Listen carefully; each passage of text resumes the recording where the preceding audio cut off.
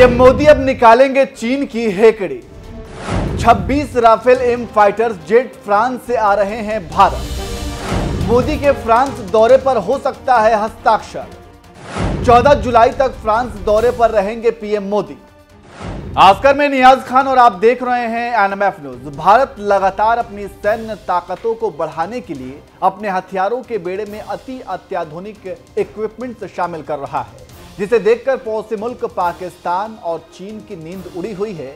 आपको पता है कि प्रधानमंत्री मोदी पिछले महीने ही जो बाइडेन के आमंत्रण पर अमेरिका यात्रा पर गए हुए थे। उसके बाद पीएम मोदी मिस्र गए। इस दौरान कई समझौतों पर हस्ताक्षर भी हुए।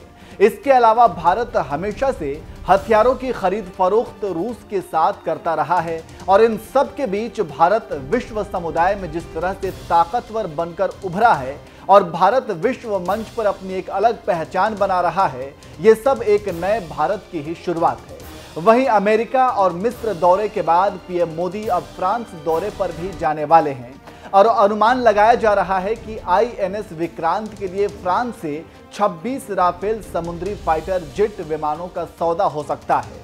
अनुमान यह भी है कि इस अरबों के सौदे पर अंतिम मुहर पीएम मोदी के दौरे से ठीक पहले रक्षा अधिग्रहण परिषद की बैठक में लग सकती है।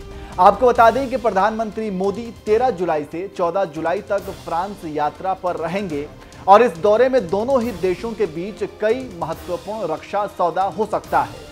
भारत और फ्रांस रक्षा सौदों के लिए एक रोड मैप तैयार कर सकते हैं। हालांकि इन सौदों को लेकर अभी आधिकारिक तौर पर कुछ भी ऐलान नहीं किया गया है। दोनों ही देशों की तरफ से फिलहाल चुप्पी साधी गई है। इसके अलावा सबमरीन को लेकर भी चर्चा तेज है और कहा जा रहा है कि इस दौरान सबमरीन पर भी डील हो सकती है।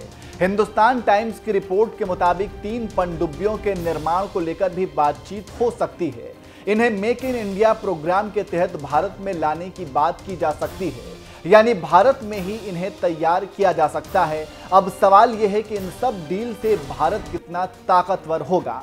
तो आपको बता दें कि सबसे पहले तो भारत को चीन के मोर्चे पर ताकत मिलेगी। इसमें खास तौर पर भारतीय नौसेना के लिए कई तरह के नए टेक्नोलॉजी वाले हथियार खरीदे जा सकते हैं। चीन की तरफ से समुद्री सीमाओं पर भी भारत के लिए खतरा पैदा हो सकता है। ऐसे में फ्रांस के साथ होने वाला ये सौदा काफी अहम साबित हो सकता है। तो इस तरह से आप समझ सकते हैं कि भारत रक्षा के क्षेत्र में किस तरह से दिन पर दिन आगे बढ़ रहा है और अपनी ताकत को बढ़ा रहा है। और ये सब देख चीन की हालत खराब है और भारत की बढ़ती ताकत को देख चीन काफी बेचैन है।